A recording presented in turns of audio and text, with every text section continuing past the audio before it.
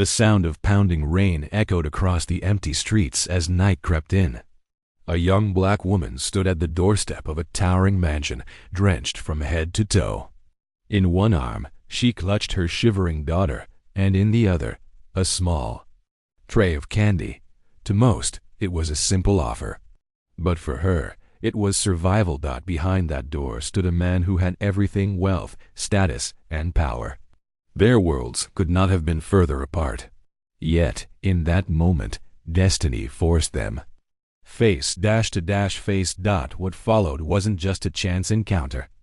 It was an exchange that revealed the depth of injustice, the weight of resilience, and a decision that would shock everyone who heard this story. Her name was Alicia, a young mother fighting through storms far greater than the one outside that night. Life had been a series of closed doors for her. Born and raised in a neglected part of the city, she knew struggle before she even understood what the word meant. As a child, she had seen her own mother working 2, sometimes 3 jobs, just to keep food on the table. Education had been a luxury, not a guarantee. And though she dreamed of finishing school, her circumstances pulled her into a life of survival far too early. When she became a mother herself, things grew even harder.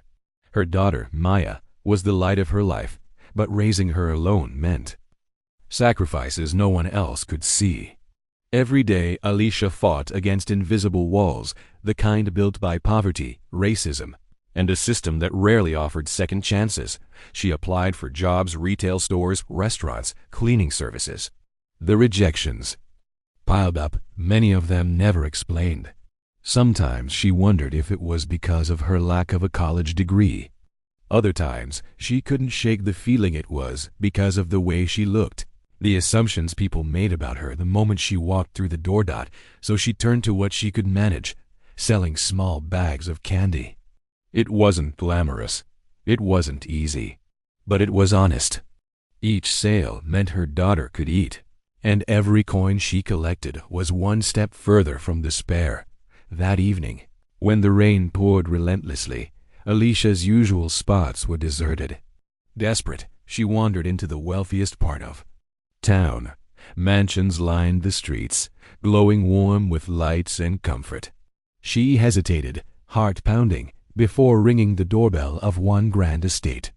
She whispered a silent prayer, not knowing this choice would alter her life forever. The heavy wooden door opened, revealing David, a man whose very presence radiated authority. He was a millionaire, his tailored suit unbothered by the storm, his world untouched by struggle. For a moment, he simply stared, puzzled by the sight of a soaked young woman holding candy and a child at his doorstep. Alicia's voice trembled, not from fear, but from exhaustion. "Sir, would you like to buy some candy?" Her words carried more than just a request. They carried years of rejection, humiliation, and resilience. Behind her, Maya clung tighter, her small face peeking out from behind her mother's shoulder. David could have turned her away. He could have offered a bill, shut the door, and forgotten her within seconds. That's what usually happened to people like Alicia. Strangers gave charity, not compassion. They gave pity, not opportunities. But something about this moment unsettled him.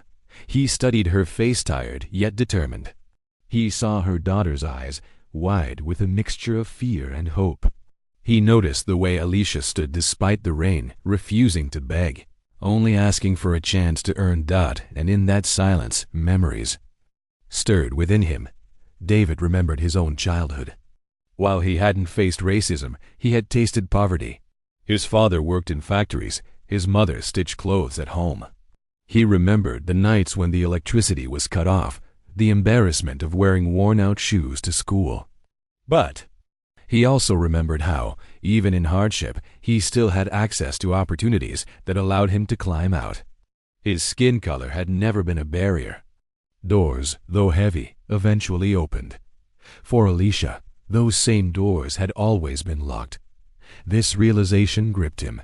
He could see how racism and poverty worked together, how society forced people like Alicia into cycles that rarely broke. He thought about how many times he had walked past street vendors, never stopping, never seeing the human being behind the struggle.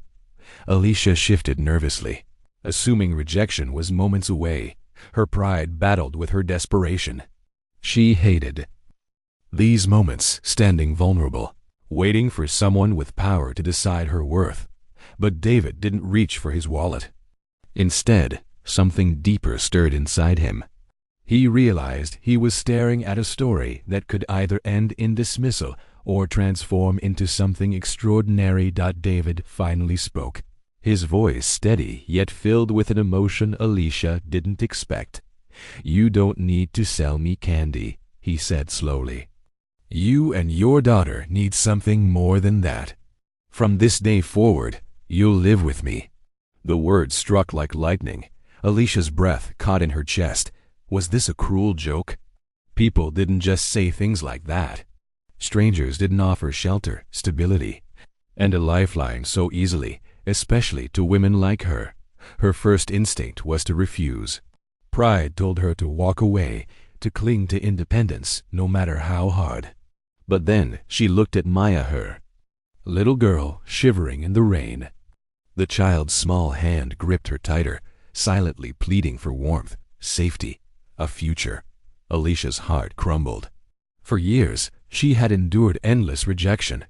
Could she truly turn away from a chance that might finally change everything? David's offer wasn't pity. It wasn't impulsive charity. It was a reckoning. He saw, in that moment, how insulated his life had been. He recognized the privilege of wealth, race, and opportunity. And he decided he would not stand by while another family drowned in a storm society had created. With trembling hesitation, Alicia stepped forward, carrying her daughter inside. That night, for the first time in years, they slept without fear of eviction, without the sound of rain seeping through broken windows. They slept with full stomachs, warm blankets, and the faint glimmer of hope that maybe, just maybe, life could change. 5. Resolution and impact. 1,600 words, 8 to 10 minutes. The weeks that followed brought transformation. Alicia slowly adjusted to a life she never imagined. At first, she struggled with trust, fearing this kindness might vanish overnight. But David proved his sincerity. He didn't just provide a roof, he provided opportunities. He helped Alicia finish her education, connected her with mentors, and supported her dream of opening a small catering business. She had always been a talented cook, turning simple ingredients into meals that brought comfort and joy. With guidance, that skill became her stepping stone to independence. Maya thrived in the new environment. For the first time, she had access to books, safe schools, and teachers who believed in her. She laughed more, played freely, and grew without the constant shadow of hunger and uncertainty. But Alicia's story wasn't just about personal change. It exposed a larger truth. How many families like hers were still struggling, unseen, ignored, dismissed? For every Alicia, countless others were out there knocking on doors that would never open, selling not just candy, but fragments of hope, waiting for someone to see them as more than their circumstances. Racism and poverty, woven together, had created generations of suffering. People judged Alicia not for who she was, but for what they assumed she represented. Her skin, her poverty, her desperation, all used as excuses to deny her humanity, and yet she endured. She fought. She survived long enough to reach a door that finally opened. Years later, Alicia became an advocate herself. She shared her story to highlight the barriers so many still faced. She spoke about resilience, but also about responsibility. Her message was clear. Compassion should not be rare. Opportunity should not be a privilege, and no child should grow up believing they are invisible. David, too, changed. His life gained meaning far beyond wealth. By opening his door that night, he discovered that true success isn't measured by possessions, but by the lives you touch. This story forces us to reflect. How many lives could transform if more people chose to open their doors? How much brilliance is wasted because society allows prejudice to decide opportunity? As Alicia once said, that night, I wasn't just selling candy. I was selling hope, And for the first time, someone finally bought it. Her words linger as a challenge to all of us, because stopping racism isn't just about rejecting hate. It's about choosing humanity every single day. So ask yourself, when the next knock comes, will you close the door or will you be the one to change a life?